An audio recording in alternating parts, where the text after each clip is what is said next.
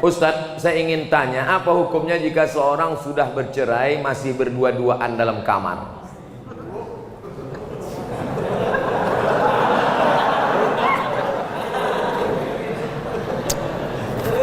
Laki-laki menjatuhkan tolak kepada perempuan, aku cerai engkau talak satu, maka dia masih satu rumah selama iddah 3 bulan, tapi tidak sekamar, hanya pindah kamar. Ku talak engkau talak satu, kau pergi kamar sana, aku kamar sini. Pas malam tuh hujan, tinggal ketuk aja, I back to you my dear. Tapi ingat, sudah terhitung talak satu. Yang tak boleh balik itu talak 3. Talak 3 bisa jatuh dalam satu majelis dengan cara 2. Pertama, ku talak engkau, ku talak engkau, ku talak engkau, jatuh 3. Macam iklan. Atau saking marahnya, ku talak kau 100, jatuh 3. Makanya laki-laki sebelum kalian nikah, kursus dulu fikih. Jangan cukup nasihat Pak Kua 30 menit sambil tanda tangan ngasih pas foto. Tak cukup, tak ngerti masalah fikih. Nah, ini dia sudah talak, tapi tak disebutnya, entah masih ada iddah, entah tak ada iddah. Kalau masih ada iddah, berdua-dua dia, berarti itu sudah rujuk. Kalau berdua-dua kalian di kamar tuh, itulah rujuk itu. Rujuk kalian? Anda cuma berdua-dua aja. Rujuklah tuh. Kalau sudah habis iddah 3 bulan, dijatuhkannya talak 1 Agustus, September, Oktober, 1 November, berdua-dua dia dalam, tak bisa lagi, tak bisa rujuk. Rujuknya mesti akad macam nikah dulu. Rukunnya 5, mempelai laki-laki, wali, saksi 2 orang, ada mahar, ada ijab dan qabul. Kata si wali, ku nikahkan engkau dengan anakku dengan mahar sebentuk cincin emas tunai. Sah. Itu namanya pengantin baru stok lama. Apa hukumnya kami menengok mereka berdua? Kenapa kalian tengok?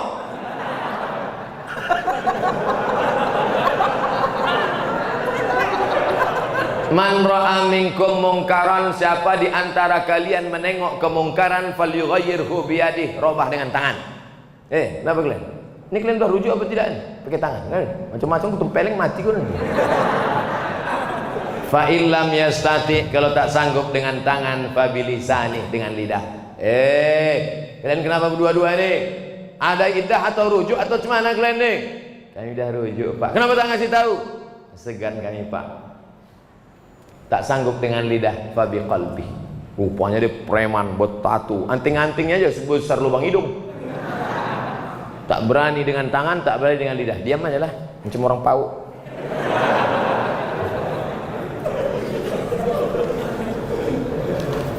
Pak Ustadz yang kami cintai, so sweet. Saya punya teman seorang peruqyah. Peruqyah itu artinya ustadz yang bisa ruqyah. Jangan ke dukun. Kalau ini diganggu jin, diganggu setan, jangan ke dukun, tapi pergi ke ustadz ruqyah. Kalau untuk Medan Sumatera Utara namanya Ustadz Musdar Bustaman LC, penulis buku ensiklopedia ruqyah. Cari di internet, Musdar Bustaman LC. Kakak kelas saya waktu di Mesir dulu, jenggotnya segini. Belum dibacanya ayat kursi, baru nengok jenggotnya, sehat orang.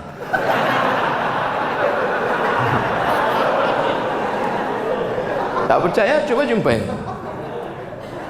Tapi saya menengok dia jarang sholat, berarti dukun. Apalagi sholat berjamaah. Apakah setiap bacaan yang dibacanya mendapat keberkahan Pak Ustadz?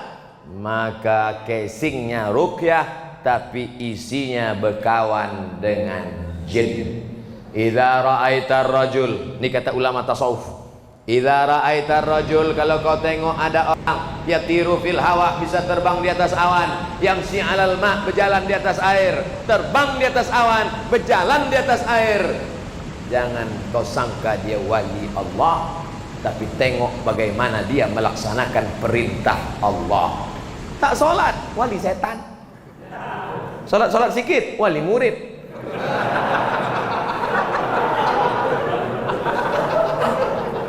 Jangan terpukau karena aneh-anehnya bisa dihilangkannya Pak Ustaz. Hebat dia Pak Ustaz. Datang kami ke tempat dia waktu STNK BPKB kami hilang. Di mana hilangnya? Di kamar. Dipukulnya sekali lantai, ketepak muncul. Siapa yang bawa? Jin. Dia berkawan dengan jin. Oleh sebab itu maka tengoklah istiqomahnya dalam ibadah. Itu standar dalam Islam.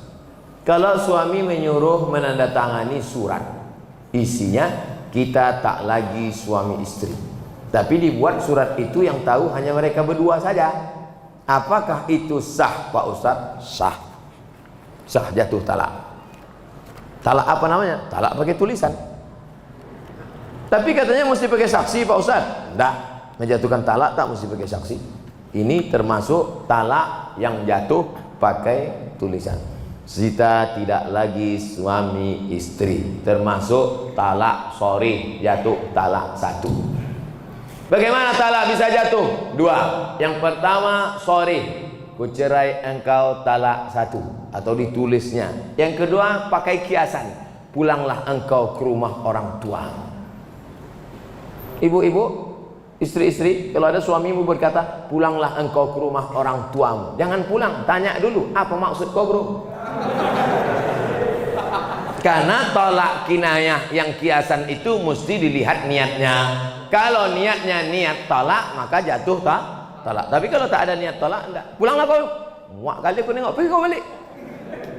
Abang, apa niat? Enggak ada, nyuruh balik aja. Nah, baliklah. Makanya perempuan itu mesti ngerti. Perempuan jangan mau dibodoh-bodohi. Pulang sana, pergi pulang. Maksud abang pulang apa ini? Enggak, maksudnya pulang liburan aja. Baliklah. Tak ada tuh talak. Benarkan roh akan pulang ke rumah setiap malam Jumat? Macam orang balik dari kantor aja. Roh itu tempatnya tiga. Buka judul kitabnya Roh. Nama penulisnya Ibnu Qayyim Al-Jauziyah. Yang pertama letak roh orang baik-baik tempatnya Illiyin. Ruh orang yang jahat-jahat tempatnya Sijjin. Yang ketiga, Allah kuasa mengendalikan roh. Roh bisa balik, roh bisa masuk ke kubur, roh bisa merasakan azab kubur, roh bisa menengok orang ziarah. Tapi kita tak tahu kapan dia baliknya, harinya, segala macam. Kalau ada yang mengatakan roh balik hari Jumat, bukan hadis Nabi, tapi pendapat ulama, ijtihad ulama. Tapi pendapat yang kuat bahwa roh itu tiga. Pertama, ditempatkan di Illiyin. Yang kedua, yang jahat-jahat di Sijjin. Yang ketiga, ada saatnya Allah Maha Kuasa menempatkan dia di mana. Seandainya nanti tiba-tiba waktu Abdul Somad meninggal, ada jamaah masjid Al-Muslimin kerasukan. Dipanggillah Ustadz Musdar Ruqyah. Allahu la ilaha qayyum la ta'khudhuhu sinatun wa la naum. Aku Abdus Somad. Betul kau nih, kata Ustadz Musdar. Kita sama-sama di Mesir dulu. Betul, jangan tanya lagi. Kalau memang betul, pernah ceramah dulu di Masjid Al-Muslimin? Pernah. Hari apa tuh? Hari Senin malam Selasa tanggal 26 malam 27. Dia, maka itu bukan ruh Abdul Somad, tapi jin qarin. Karena setiap kita yang lahir ini ada jin pendamping yang ikut waktu kita lahir. Jin saya ikut nih, maka ketika saya mati dia tak mati, dia hidup. Dia tahu kemana jadwal-jadwal saya. Bisa ditirunya suara saya. Kalau memang betul kau Ustaz Somad, coba ceramah. Assalamualaikum. Dia nih, bukan.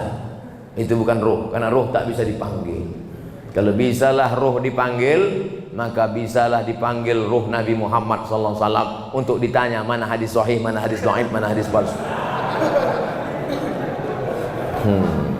Oleh sebab itu maka jangan mudah dengan nanti datang penipu-penipu yang mengaku bisa memanggil roh si fulan, emang jelangkung. Jelangkung jelangsik, datang tak diuntang, balik tak dijemput, pup keranjang arang. Yang ketawa berarti udah tua. Anak-anak sekarang mana dia tahu? Dulu kan zaman-zaman porkas. Tahu juga Ustadz. Enggak, saya tak pernah manggil. Ustadz, sebenarnya berapa kali Nabi Muhammad haji dan umrah? Pindah dari kota Makkah ke kota Madinah Al-Munawwarah. Tahun 1 tak ada, tahun 2 tak ada, tahun 3 tak ada, tahun 4 tak ada, tahun 5 tak ada, tahun 6 mimpi sahabat. Pas paginya, ya Rasulullah, ya malam tadi aku mimpi. Apa mimpimu? Malam tadi aku mimpi kita melihat Nabi bercerita, sahabat pun meyakini. Malam tadi aku mimpi melihat kita tawaf, sa'i dan tahallul. Berarti itu wahyu dari Allah Subhanahu wa taala. Maka kalau begitu mari kita ke Makkah. Mereka pun ramai-ramai menuju Makkah untuk melaksanakan umrah. Tapi sampai di Hudaybiyah, Hudaybiyah ini 22 km sebelum masuk Makkah, dihadang oleh kafir Quraisy, tak jadi masuk. Maka disebut umrah itu umrah tak terlaksana, diqadha tahun ke-7. Maka Nabi umrah 4 kali, tahun ke-6, tahun ke-7, tahun ke-8 pembebasan kota Makkah, tahun ke-10 saat melaksanakan haji wada. Umrah 4 kali, haji 1 kali. Nah, jadi Bapak Ibu yang mau melaksanakan umrah tahun 2020, kita berangkat bulan Januari, umrah akbar bersama Ustadz Somad, bersama Travel Grand Safa Nauli. Kok ke situ pula perginya Pak Ustadz? Entah, itu yang ditanyanya tadi. Saya umrah setahun sekali aja, tak pernah pergi tiap bulan, sekali, bulan Januari saja. Kenapa Ustadz pilih bulan Januari? Dingin, saya tak tahan panas. Panas menggelutar jantung. Haji Pak Ustadz, haji Nabi sekali aja. Bapak Ibu yang sudah haji jangan pergi haji lagi. Berapa biaya pergi haji? ONH plus 100 juta. Bagus buatkan kelas untuk anak yatim. Assalamualaikum. Waalaikumsalam. Ini kenapa anak yatim banyak betul di panti ini? Tak ada kelas Pak Haji. Berapa biaya buat kelas 1? 100 juta. Buatkan. Duitnya Pak Haji, nanti kita cari. Kasihlah duit itu. Satu kelas 100 juta. Itulah yang akan menolong di hadapan Allah SWT. Bolak balik pergi ke Makkah, haji tiap-tiap tahun. Ini tolong anak fakir miskin, celananya koyak, tak bisa membayar uang sekolah. Maka haji sekali saja, sisanya gunakan untuk menolong orang-orang susah. Setuju? Setuju. Tak setuju pun tak apa-apa.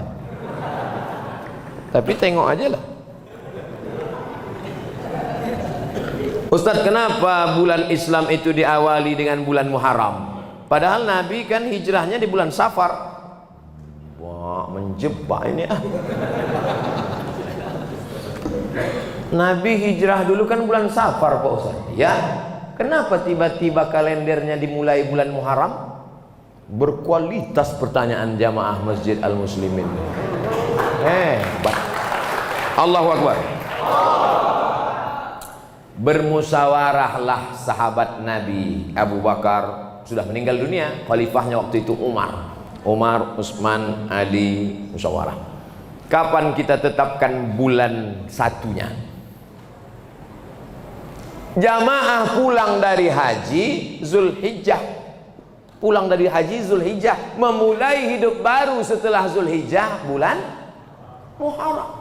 Setelah pulang Zulhijjah, cukur rambut, tumbuh rambut baru, semangat baru, start bulan baru Muharram. Maka itulah berdasarkan ijma'. Tak ada dalam Quran, tak ada ayat Quran, ya ayyuhalladzina amanu, mulai bulan Muharram, tak ada. Hadis Nabi pun tak ada. Karena penetapan bulan Muharram ini berdasarkan ijma' sahabat Nabi sallallahu alaihi wasallam radhiyallahu anhum ajma'in. Karena selesai pulang haji itu 3 bulan. Berangkat bulan Syawal, di Makkah bulan Zulqa'dah masuk Zulhijjah, habis wukuf di padang Arafah, mabit di Muzdalifah, Mina 3 hari, habis itu pulang ke kampung halaman, start bulan pertama Muharram, maka ditetapkanlah penetapan awal kalender Islam 1 Muharram pada masa pemerintahan Umar bin Khattab. Wallahu a'lam bishawab. Apakah berdosa bila saya meminta rujuk lagi pada suami sementara suami sudah menikah lagi? Padahal saya dipoligami pun ikhlas. Saya ulang dari bala. Apakah berdosa bila saya meminta rujuk lagi? Rupanya bapak ini diceraikannya istrinya. Setelah cerai, nikah dia dengan perempuan. Setelah itu datang bini pertama minta rujuk balik. Dan dia mau dipoligami. Dulu di status dia bini pertama, sekarang dia jadi bini kedua. Saya dipoligami pun ikhlas. Tak ada masalah kalau gitu. Di mana letak masalahnya? Istri dia tak mau. Oh, macam sinetron kurasa.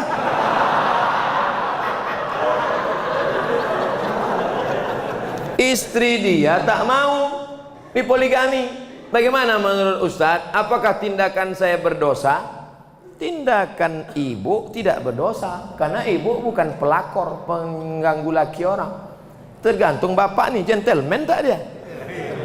Kalau dia bersikap, kata dia, kau balik, yang ini tetap. Tapi kalau dia takut, termasuk anggota istri, ikatan suami takut istri, maka tak jadilah. Nah, ini tergantung kepada si bapak ini. Ibu tak berdosa selama ibu tak melakukan perbuatan haram, tidak melakukan perbuatan maksiat. Yang pula di WA dia tiap hari, bang, jadi kita balik. Jangan ganggu-ganggu dia, jangan goda-goda dia. Tapi bahwa dia mau balik, berani dia, maka tapi tidak semudah itu. Karena di Indonesia tidak boleh laki-laki menikah tanpa ada surat izin dari istri pertama. Ibu dianggap bukan istri pertama karena sudah lepas, maka istrinya yang sekarang ini yang pertama. Maka kalau kalian mau menikah, mesti ada surat izin dari ini, tanda tangan matre 6.000. Makanya ibu-ibu sebelum tidur malam pastikan keliling tempat tidur itu tak ada matre 6.000. Karena mana tahu kita pas sedang tidur kan diambilnya tangan. Selesai, pas tengok jadi. Hati-hati aja. Bukan saya nakut-nakuti. Dalam keluarga ada anak laki-laki yang tak meyakini tahlilan 40 hari, 100 hari dan sebagainya pada orang tua yang sudah mati meninggal dunia. Karena acara tersebut pada ajaran Hindu, kata anak tersebut. Pada saat ada acara itu anak laki-laki itu selalu pergi. Mau hujan. Pergi dia cari kegiatan lain, ditinggalkannya maknya di rumah sehingga membuat maknya menangis sedih. Pertanyaan, bagaimana hukum anak tersebut membuat orang tuanya menangis dan bersedih? Bagaimana cara saudara dan keluarga menyikapi masalah ini, Pak Ustadz? Masalah bersedekah untuk orang meninggal dunia, kapanpun sedekah itu sampai. Mana dalilnya? Saat sayang betul dengan emaknya, ditanyanya Nabi, ya Rasulullah, ya ummi matat, emakku mati, apa atasaddaqu anha, kalau aku bersedekah sampai tak pahalanya untuk almarhumah emakku? Kata Nabi, sedekahlah engkau, pahalanya sampai. Itulah dalil bahwa sedekah sampai untuk orang mati. Ninggal Pak Ustaz? Iya, ninggal mati sama itu. Ayu sadaqatu afdal, apa sedekah yang paling afdal? Kata Nabi, sedekah yang paling afdal saqyul ma, memberi air minum. Kalau air minum sampai, apalagi asam pedas baung. Kalau air minum sampai, apalagi bubur kacang hijau. Maka sedekah itu mau berapa hari pun sampai. Yang paling bagus sedekah itu tak usah tengok harinya, full terus sedekah tiap-tiap hari. Kalau perlu tiap malam, tiap pagi undang anak yatim, kasih makan. Assalamualaikum Pak Panti Asuhan. Ya, saya sedih betul mak saya meninggal, saya mau bersedekah sini. Berapa hari? Selama setahun saya sedekah. Semuanya Pak? Enggak, 2 orang aja. Berapa anak yatim di sini? ada anak yatim Pak, 1 bulannya berapa biaya dia? 1 bulannya 1 juta Pak. Ini saya kasih 12 juta untuk setahun. Bagus, the best, mantap, uang sekolahnya sekalian.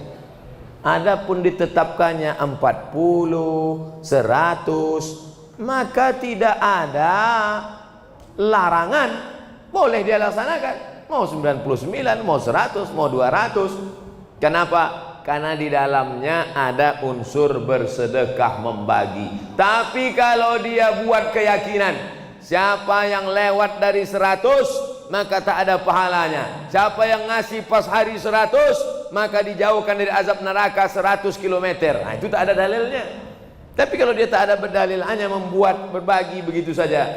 Oleh sebab itu maka ini masalahnya umum. Kalau mau bersedekah, bersedekah, berbagi, baca tahlil, baca zikir, baca yasin. Isi tahlil itu apa? 5. Isi tahlil itu 5. Yang pertama doa. Allahumma firlahu warhamhu wa'afihi wa'fu anhu. Doa sampai. Mana dalil bahwa doa itu sampai? Kalau lewat di kuburan, mulut jangan diam saja. Lewat di kubur baca doa. Apa doa lewat kubur? Assalamualaikum ya alad diyar minal mu'minin wa inna insyaallah bikum lahiqun yarhimullahul mustaqdimin wal mustakhirin as'alullah wa lakumul afiyah. Itu dalil bahwa doa sampai. Yang kedua, kasih makanan. Mana dalil kasih makanan sampai? Sedekah saat air, kata Nabi, sampai.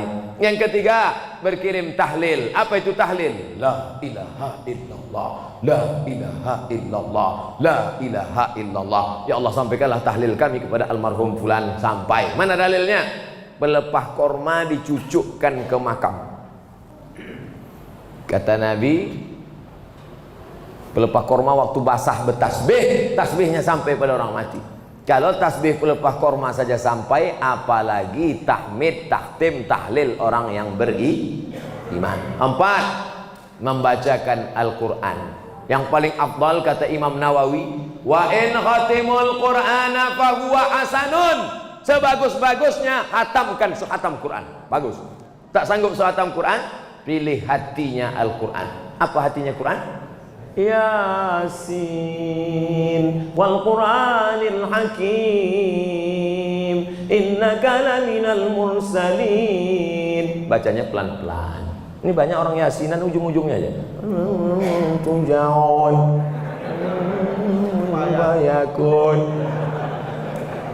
Yang kelima adalah inti tahlil itu ada nasihat setawar sedingin melapangkan keluarga yang terkena musibah. Wahai keluarga yang kena musibah, bersabarlah, innalillahi wa inna ilaihi rajiun. 5 poin itu semuanya kebaikan, kebaikan, kebaikan.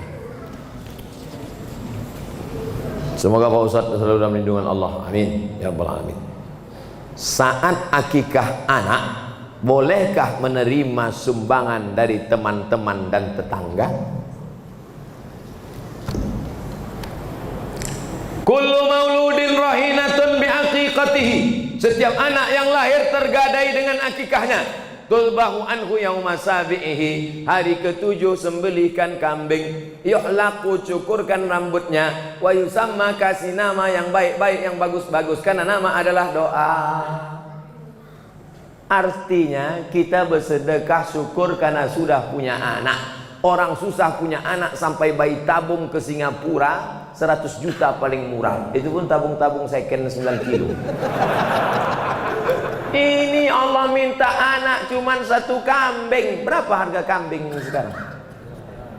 1 juta, 2 juta. 2,5 juta udah kambing kelas VVIP udah itu dah. Cuman seekor kambing diminta untuk anak perempuan, 2 ekor anak laki-laki 5 juta. Sudahlah murah 5 juta pun ada juga pikiran bisnis di kepala. Nah, ini kalau ku kasih 5 juta bisa balik 15 ini. La ilaha illallah Muhammadur Rasulullah. Makanya waktu anak saya lahir tak saya undang jamaah. Karena kalau saya undang jamaah nanti dia pasti bawa kado ngasih itu ini. Dia potong aja kambing, undang tetangga-tetangga dekat rumah, makan, habiskan semua, bantai, selesai. Karena kalau diundang orang, marhaban itu ini, datang dia, mau kita tolak, banyak pula duit itu kan. Oleh sebab itu maka kita pahami bahwa akikah ini mengasih, bukan menarik. Jangan jadikan akikah sebagai ajang tarik-tarian arisan. Harus kita pahami dengan baik bahwa akikah ini adalah syukur kita kepada Allah. Tak ada duit hari ke-7, hari ke-14. Tak ada duit hari ke-14, hari ke-21. Tak ada duit hari 21, tak usah tengok kalender lagi setahun, 2 tahun, 5 tahun, 10 tahun, 10 tahun. Kalau ada anak bapak yang belum akikah kemarin, sekarang umurnya udah semester berapa? Udah semester 5, umur 20 tahun. Nah, sekarang nih akikahkan, tak apa-apa. Besok pagi akikah. Insya Allah masih sempat saya datang. Tapi akikah saja, nyamplak diayun pakai marhaban. Marhaba ayyanun. Anak semester 5 tu duduk. Tak syukur pula tu, pakai kelapa muda. Banyak orang kita ini yang udah lalu-lalu dibuatnya ulang balik. Akikah sedekahnya aja, rambut usah cukur lagi. Nama itu aja lah, jangan nama lagi. Ini. Begitu juga dengan mengazankan anak. Anak yang dulu diazankan bagus, sunnah. Nabi mengazankan cucunya, Sayyidina Hasan, Sayyidina Husain. Tapi kalau anak udah besar, jangan diazankan lagi. Nanti balik dari sini, nak sini sebentar. Allahu Akbar, Allah. Apanya ayah nih katanya?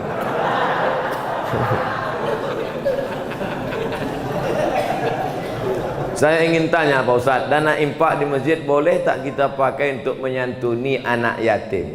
Dana infak masjid diserahkan untuk santunan anak yatim. Dibuat di situ infak masjid. Orang yang memberi infak ke masjid itu niatnya adalah untuk operasional masjid. Semua yang terkait dengan masjid dialihkan kepada bukan lokasi alokasinya, maka itu temuan BPK. Tapi sedekah umum dibuat di situ kotak sedekah. Tak ada dibuatnya sedekah masjid, umum saja. Dialihkan ke fakir miskin bisa, karena posisi masjid di situ adalah sebagai mediator, sebagai pengumpul dia. Yang tak boleh itu duit anak yatim untuk masjid. Itu tak boleh. Alladzina ya'kuluna amwalal yatama, orang yang memakan harta anak yatim, innama ya'kuluna fi butunihim nara, mereka makan api neraka. Tak boleh. Adapun duit sedekah umum dibagikan ke anak yatim boleh. Duit anak yatim dibagikan ke masjid tak boleh. Dipahami dengan baik. 2. Menyantuni fakir miskin Pak Ustaz, sedekah. Makanya untuk keluar dari ikhtilaf ini, makanya kadang kalau kita sholat Jumat kotak itu sampai 3. Kotak 1 untuk masjid, kotak 2 anak yatim, kotak 3 fakir miskin, kotak 4 MDA, kotak 5 DLL. Macam pawai ta'aruf. Pakai remote pula tuh. Kenapa banyak betul kotak? Supaya orang memasukkan duit sesuai dengan niatnya masing-masing. Ada yang mau ngasih masjid, kasih masjid. Ada yang ngasih anak yatim, kasih anak yatim. Ada yang ngasih MDA, kasih MDA. Pengurus takut salah alokasi dana nanti dituntut orang di akhirat. Udahlah amal tak banyak, menyelesaikan itu pula lagi. Kertas terakhir. Saya sudah beberapa tahun nih hijrah, alhamdulillah. Selalu menjaga sholat fardu, alhamdulillah. Sholat sunat juga, alhamdulillah. Yang menjadi masalah, na'udzubillah. Ketika saya tak pernah khusyuk setelah takbir, selalu terlintas di pikiran saya kesana kemari. Dalam hati saya, apakah akibat dosa-dosa saya yang telah lalu? Cara khusyuk kata Syekh Ali Tontowi 5. Yang pertama, jangan macam main bola langsung turun sepak bola, kram. Jadi gimana? Lari-lari dulu, pemanasan. Sama macam naik motor, tak mungkin langsung. Panaskan dulu mesinnya. Tak juga panas, hidupkan mancis. Artinya apa? Pemanasan dulu. Apa pemanasan sebelum sholat? Jangan ujuk-ujuk habis nengok HP langsung Allahu Akbar. Macam-macam lah datang WA, datang Twitter, BBM, WhatsApp, Instagram. Pemanasan dulu. Pemanasannya apa? Ketika berwudu hati khusyuk. Khusyuk dimulai ketika berwudu. Saat dihidupkan keran atau diambil air dari gayung, membasuh tangan, keluar dosa-dosa dari celah tangan. Ambil air, masukkan ke mulut, ke hidung, keluar dosa dari mulut dan hidung. Diambil air, berkumur-kumur, istinsyaq, istinthar, keluar dosa dari mulut. Disiramkan air ke wajah, keluar dosa dari biji-biji mata. Nah, ini hati udah mulai dijaga nih, supaya jangan lari dia ke kiri, lari ke kanan, dijaga, jaga. Masukkan dia ke sarang. Ketika air menyiram tangan, keluar dosa dari celah-celah tangan. Ketika air mengusap kepala, keluar dosa sampai isi kepala yang kotor-kotor ini sampai ke lubang telinga. Ketika air menyiram kaki, keluar dosa dari kaki. Hadis riwayat Ibnu Majah, menghadap kiblat. Asyhadu an la syarika lah, asyhadu anna Muhammadan abduhu rasuluhu. Allahumma ij'alni minat tawwabin waj'alni minal mutatahhirin waj'alni min ibadika sholihin. Jangan dalam kamar mandi yang ada WC-nya. Tak boleh berdoa ada WC dalam. Setelah itu dari tempat wudu, mana tempat wudu? Entah mana-mana lah pokoknya. Dari tempat wudhu ke dalam, Nabi melarang tasbik. Tasbik menjalin jari jemari. Tak boleh. Tasbik letak tak boleh. Yang boleh itu tasbih. Tasbik tak boleh. Dari tempat wudhu itu tasbih. Kalau datang orang ngajak ngobrol, gimana cara kita? Subhanallah. Supaya hati ini jangan kemana-mana. Ini hati nanti liar nih, mau pergi kemana-mana. Yang kedua, menjawab azan. Allahu Akbar, Allahu Akbar, Allahu Akbar. Asyhadu an la ilaha illallah. Asyhadu an la ilaha. Asyhadu anna Muhammadan Rasulullah. Asyhadu anna Rasulullah. Jangan lupa berselawat. Allahumma shalli ala sayyidina Muhammad wa ala alihi. Hayya 'alas shalah. Jangan ngomong. Datang kawan sebelah ngomong, sampai akhir azan tutup. Ini dalam rangka menjaga hati tadi supaya jangan liar dah, jangan pergi dia kemana-mana. Tetap di dalam. Allahumma rabb hadhihi ad-da'wati at-tammati was-salatil qa'imah ati sayyidina Muhammadan al-wasilata wal-fadilah was-sharafata al-rafi'ah wa wafallahu maqama mahmud alladhi wa'atta innaka la tukhliful mi'ad. Barulah masuk pemanasan yang ketiga, salat sunnah qabliyah. Usolli sunnatas subhi raka'ataini qabliyatan lillahi ta'ala. Bagi al-wasliyah, bagi yang Muhammadiyah enggak pakai usolli. Allahu Akbar. Sejalan antara takbir dengan niat. A di awal, bar di ujung. Disitulah nama solatnya, rokaatnya, adaannya, makmumannya, imamannya, dari A sampai bar. Usolli fardhu subhi rakaataini adaan makmuman lillahi ta'ala. Allahu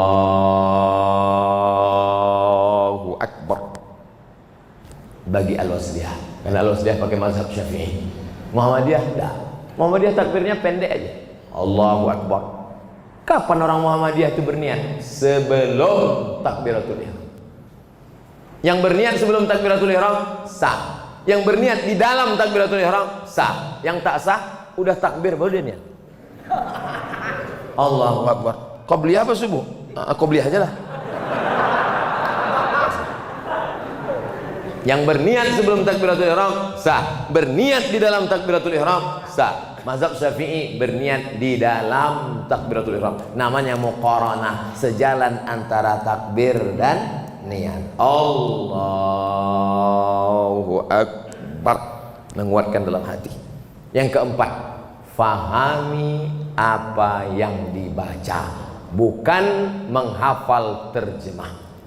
Allahu Akbar kabira, walhamdulillahi katsira, wa subhanallahi bukratan wa asila. Kalau Muhammadiyah, Allahumma ba'id baini wa baina khataayaya kama ba'adta bainal masyriqi wal maghrib. Yang baru tobat belum hafal, diam aja. Iftitah tak wajib, langsung Al-Fatihah. Yang pula sebut aku belum hafal, batal. Karena kalau mengucapkan lafaz lain dari bahasa Arab, batal.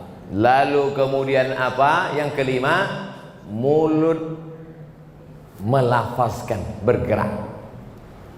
Ya Khabbab, ada sahabat Nabi namanya Khabbab ibnul Arth. Ya Khabbab, ya Nabi Muhammad itu kalau sholat mulutnya bergerak atau diam? Nabi kalau sholat mulutnya bergerak. Dari mana kau tahu? Bittirabi lihyatih, ku tengok jenggotnya bergoyang. Alhamdulillah rabbil alamin arrahmanir rahim maliki yaumiddin iyyaka na'budu. Ini ada orang sekarang sholat diam aja mulutnya.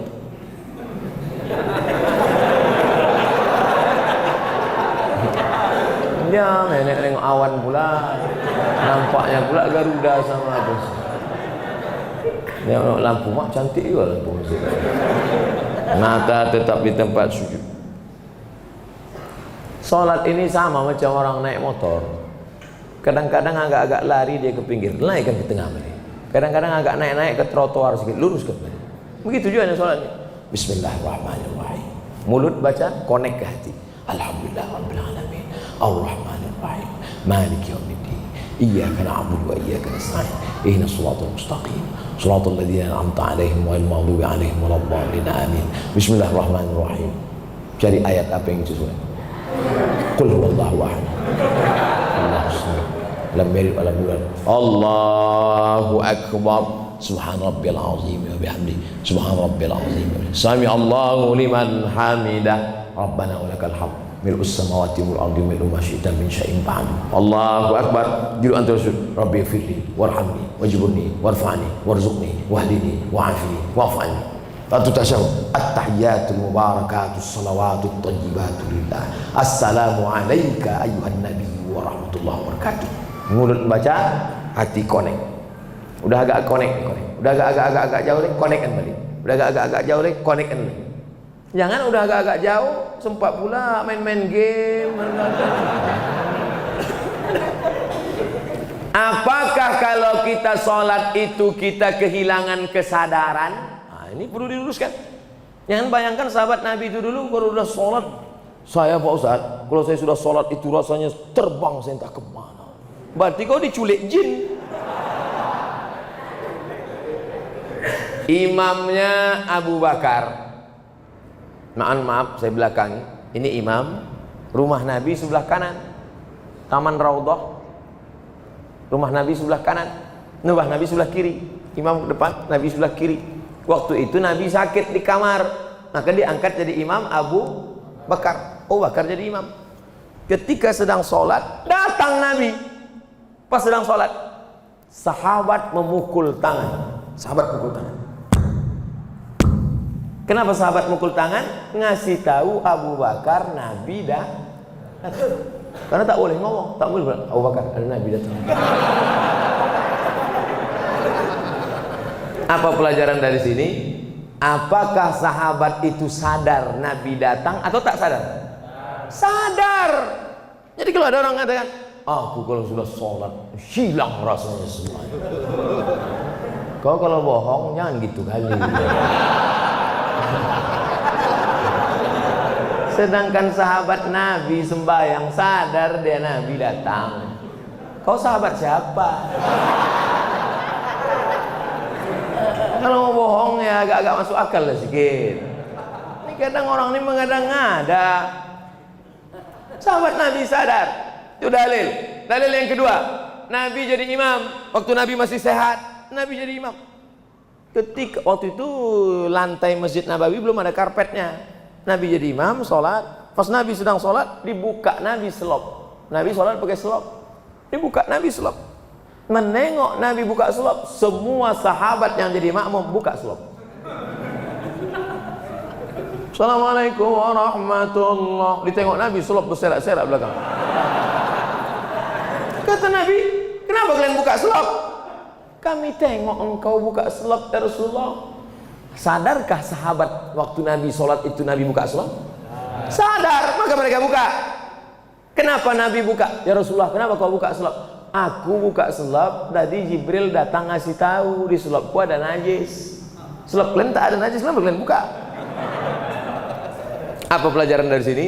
Bahwa sahabat Nabi itu tak pakai tanya-tanya, sami'na wa ta'na. Tapi ada pelajaran lain. Fikih hadis, memahami hadis ini, bahwa sahabat memahami, sadar dengan penuh kesadaran bahwa Nabi buka selop di depan. Riwayat ketiga, sujud. Allahu Akbar. lama sujud, tak macam biasa. Lama sujud. Setelah itu bangkit Nabi. Allahu Akbar. Rupanya cucunya naik ke tengkuk. Sadarkah Nabi naik cucunya ke tengkuk? Sadar. Kalau tak sadar bangkit, itu jatuhlah cucu. Nah, jadi kalau ada orang mengatakan tak sadar, kita tetap dengan kesadaran, tapi kita jaga yang 5 tadi. Cawannya kita siapkan, tapi air. Cawan itu kaedahnya. Khusyuk itu airnya. Airnya, khusyuknya adalah pemberian Allah Subhanahu wa ta'ala. Makanya kita selalu minta berdoa, Allahumma ja'alna minal khasyi'in, jadikan kami orang-orang yang khusyuk. Mudah-mudahan kita termasuk orang yang khusyuk ini.